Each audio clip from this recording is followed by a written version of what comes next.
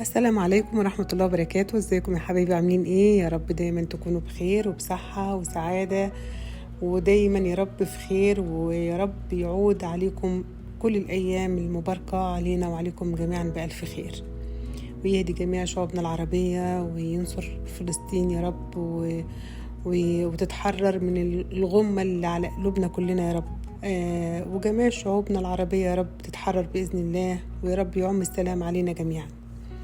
النهاردة بقى احنا كنا رايحين نتفسح، فواخدينها كده يعني ايه موت رجل كده، يعني زي ما بيقولوا يعني تمشية كده. فكنا ماشيين بقى بنتمشى اهوت لغاية ما هنروح العسيم، والفرع ده اللي في السويدي. فاحنا واخدينها بقى تمشية في الجو جميل جدا يا جماعة، والله الحمد لله، يعني له حر وله برد، فالجو كان ممتع جدا. كنت عايزة أكلمكم في حاجة، بس قبل أي حاجة يا ريت لو تشتركوا في القناة وتفعلوا زر الجرس وتحطوا لايك، عشان أي حاجة جديدة أنزلها توصل لكم بإذن الله. كنت عايزة أكلمكم بقى في متابعين كانوا بعتولي في الكومنتات على أسعار الشقق إيه في الرياض والبيوت كمان. فعايزة أقول للمتابعة ديت اللي بعتت لي إن في الفترة الأخيرة دي كل أسعار الشقق غليت جدا جدا، يعني من بعد كورونا والأسعار بقت في تزايد رهيب، سواء بقى في مناطق شعبية أو مناطق كويسة جدا نظيفة يعني راقية، يعني كله بقى غالي جدا. بيبتدي من 15,000 ده إيجار شقة وأوضتين وصالة، لغاية بقى لما توصلي بقى إلى ما لا نهاية. ممكن سعر بيت مثلا إيجار يطلع له 30,000 خلاص. فكل الإيجارات مع الأسف الشديد في تضخم شديد جدا جدا.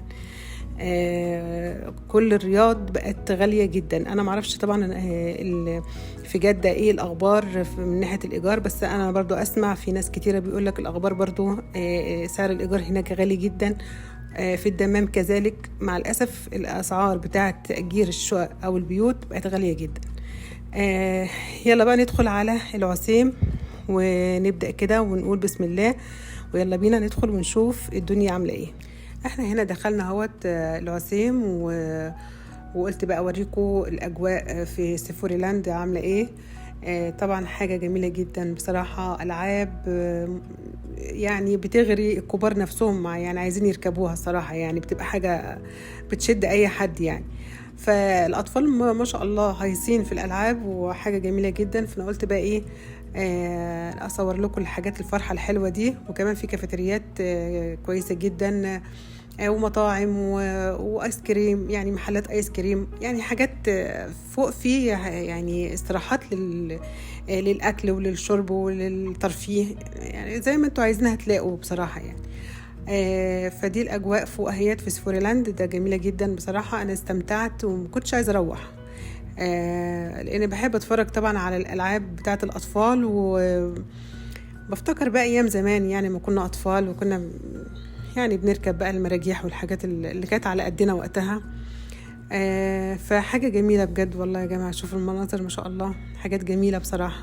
شوفوا ما شاء الله، يعني نفسي أقول لهم خدوني معاكم، نفسي أركب معاهم، بس يعني مع الأسف يعني عربيات صغيرة للأطفال بس بصراحة جميلة والله، حاجات كانتش على أيامنا، بس الحمد لله. شوفوا بقى يعني جمال الألعاب والحاجات بتاعت الأطفال. بصوا الجمال بقى، الأطفال بقى يعني ما شاء الله بيلعبوا في كل حاجة وبيفهموا. أنا والله ما عرفش ألعب فيها صراحة، يعني الحاجات دي جديدة وحديثة بتاعت الجيل بقى الجديد الحلو ده، ما شاء الله ربنا يحفظهم.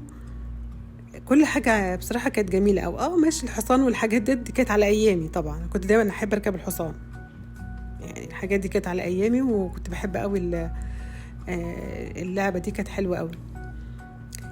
فالألعاب كانت حلوة وما شاء الله، أنا استمتعت. أنا مش عارفة أكيد العيال بقى استمتعوا يعني. بس الحاجة الوحيدة اللي مع الأسف ما عجبتنيش في المكان اللي هي الحمامات بتاعت النساء، للأسف ما كانتش نظيفة خالص. معرفش ايه، ما كانش في حد بينظف، مش عارفة يعني. دي بس الملحوظة الوحيدة يعني اللي في المكان، ودي حاجة غريبة يعني، مش بعادة يعني ان نلاقي حمامات ما تبقاش نظيفة يعني. طبعا انتوا عارفين يا جماعة ان 90% من الستات اللي بتبقى موجودة هنا في السعودية يعني خصوصا يعني المقيمات يعني او اللي حتى جاية زيارة يعني لجوزها وكده بتبقى قاعدين بيجي لنا كساح حقيقي والله، بيجي لنا شلل بعيد عنكم. يعني القعدة هنا فعلا متعبة جدا جدا جدا. فالواحد ما بيصدق انه عايز يمشي على رجله. يعني الواحد حس بجد ان نفسي امشي ان شاء الله اروح اخر المريخ، بس الواحد عايز يمشي بجد. فبنريح بقى نفسنا شوية كده وناخدها تمشية كده حلوة. يعني انا عن نفسي يعني ما بزهقش من التمشية، لان كمان الطرق هنا حلوة ونظيفة، وفي احترام للناس ان هي تعدي الطريق. زي ما انتوا شفتوا كده في اول الفيديو، كان حاجة نظيفة قوي، حاجة عظمة يعني بصراحة، ربنا يحفظهم. كمان تغيير جو، يعني الواحد زهق بقى من البيت والحلل والمطبخ والفاهمين، فعايزين نتفرج حتى لو ان شاء الله حتى على حاجات اطفال، يعني مش مشكلة، بس المهم ان احنا بنشوف حاجة تغيير للجو بس. يمكن ديت اكتر حاجة يا جماعة كانت يعني متعباني، واكيد في ستات كتيرة زي يعني مغتربات زي برضو متضايقة منها ان هي ما بتخرجش، ما إلا كل مرة كل فين وفين يعني. هي دي المعاناة اللي الواحد كان بيعانيها طول عمره صراحة. يعني طول ما أنا عايشة هنا في السعودية كنت بحس إن أنا مقيدة، عايزة أمشي، عايزة أشوف الدنيا شكلها إيه برا. أنا مش من هواة على فكرة الخروج الكتير والكلام ده، لا أنا بيتوتية جدا والحمد لله، وبحب البيت قوي. بس مش للدرجة دي، يعني مش لدرجة إن الواحد ما يشوفش الشمس حتى، يعني فاهمين. يعني أنا بفتح الشباك عشان كده اشوف بس كده الحق شويه شمس كده بتوع ربنا، شويه هوا، لان حتى ما فيش بلكونات.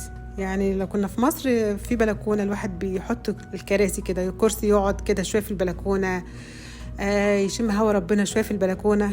هنا ما فيش مع الاسف، مع كمان حراره الجو كمان، جو فيه رطوبة شديدة كمان. فالحمد لله بقى. شوفوا الدياب والله العظيم اللعبة دي هتفضل طول العمر ما شاء الله. والله اللي هي لعبة الحصان دي جميلة قوي يا ولاد، يعني أكيد اللي من جيلي واللي قبلية كانوا يعني استمتعوا بيها وركبوها قبل كده، وما زالت إن شاء الله وهتفضل يعني. تحت بقى ايه، احنا نزلنا بقى العسيم، وقلت بقى ايه في حاجات كده ناقصاني في البيت. كان عندي الخلاط بتاعي اللي اتحرق، فقلت لازم عايزه اجيب ايه خلاط جديد. فكان في بقى الكحك والبسكويت والحاجات اهيت يا جماعه عشان العيد. ادي اهيت الكحك والبسكوت والغريبه والبتيفور. الاسعار اهيت يا جماعه على حسب الوزن، يعني مش كله قد بعضه، يعني في نص وفي كيلو، وكله مكتوب عليه السعر بتاعه. بصوا اهيت وبتيفور وغريبه اهو. وفي طبعا اطباق مشكله، علب مشكله اهيت ب34 يا جماعه. العلب المشكله الكبيره ديت ب34 ونص. وهنا طبعا في الحلويات، قسم الحلويات، في المشبك وفي البسبوسه وفي الكنافه بالقشطه واللقيمات اللي هي الزلابيه والجلاش والحاجات اللي هي قسم الحلويات. هنا طبعا في مخبز والعيش يا جماعة، الفينو اللي هو الصامولي، هنا بيقولوا عليه صامولي، طبعا هو الفينو بتاعنا. بصوا دي الأسعار اهيت، وبرضو الكحك والبسكويت والبتيفور والغريبة وكل الحاجات اللي بتاعت العيد يعني. هنا ما قلت بقى اشتري شوية بصل كده، كان ناقصني بقى شوية، فجبت يعني على قد يعني. وعلى فكرة كان في العسيم ب5، لكن برا عند أي بتاع خضار تلاقي البصل ب8 ريال. مش عارفة ايه الحكمة يعني. فقلت بقى خلاص أنا أجيب كيلو من العسيم ب5 أحسن من برا، طبعا أحسن من أي حد بتاع خضار برا. اهو جبت طبعا وكنت بوزن. هو يمكن كان غالي كده يا جماعة علشان خاطر العيد، وعشان خاطر يعني هو كل يعني أي مناسبة تلاقي لازم الخضار يغلى في أي مكان. والله في مصر، هنا في السعودية، في أي دولة لازم يبقى فيه على أي مناسبة لازم يفرحوا الناس ويغلوا الأسعار. دي العادية بتاعت الناس يعني، بيغلوا السعر.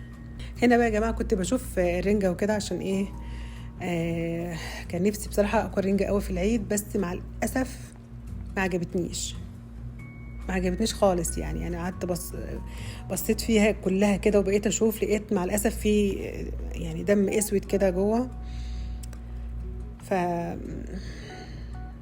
قرفت بصراحة يعني. حسيت ان هي لا مش مناسبة معايا خالص يعني. دي بقى المفاجأة الكبرى والحلوة قوي اللي انا اول مرة اشوفها في حياتي هنا في العسيم، سمنة الهانم المصرية. الهانم نفسها بجت عندنا هنا في السعودية، يعني احنا نعمل لها تعظيم سلام. دي سمنة الهانم هاية يا جماعة ب10.95، يعني 11 ريال. بس الحمد لله ان احنا لقيناها، يعني الحمد لله ان احنا لقينا سمنة الهانم. فكانت كانت مفاجأة بالنسبة لي، ولقيت ما شاء الله في منها واحدة باقية كمان اهي محطوطة جوه. بصوا اللي هي الصفرة اللي جوه دي الوحيدة المتبقية، فالظاهر ان ما شاء الله كان في منها كتير واتاخد، وانا ما اعرفش يعني بيجيبوها ويبيعوها وانا قاعدة كده يعني. المهم لحقتها يعني الحمد لله. عرفت ان هنا بقى ايه ان شاء الله فيه هيجيبوا حاجات مصري ويحطوها، فما صدقت خدتها الحمد لله. واخدت طبق بيض طبعا، وقلت اجيب طقم حلل. العامل هنا كان بيطلع لي الطقم، اشوفه طبعا من جوه اهو، حله وطاسه وكسرولة وطقم توزيع 3 معالق يعني. ده كان ب85 ريال يا جماعه. انا كنت محتاجه فعلا طقم حلل كمان، بس هي كانت حله واحده بس وكسرولة وطاسه. وجبت الخلاط اهوت، كنت جايباه جباس، ده كان ب65 ريال. كده احنا خلاص خلصنا، وقلت بقى ايه احاسب. جبت الصابون مواعين والخلاط والحلل والحاجات البسيطة دي والسمنة، فقلت احاسب بقى وخلاص على كده. وكده تمام الحمد لله. وهي دي كانت الخروجة، يعني دي الخروجة ما اقصى ما في وسعي ان احنا نخرج، يا اما نشتري حاجة او كنت جايبة كمان طقم صواني يا جماعة. كنت جايبة طقم صواني كان ب35 ريال. وبكده أكون عايشتكم معايا يوم في حياتي كمغتربة في السعودية. بجد كان يوم حلو قوي وغيرنا جو. أتمنى تكونوا استمتعتوا معايا واستفدتوا حتى لو بحاجة بسيطة. ولو عجبكم الفيديو ما تنسوش تعملوا لايك وتشتركوا في القناة وتفعلوا زر الجرس عشان يوصل لكم كل جديد. واشوفكم على خير في فيديو جديد، ومع السلامة.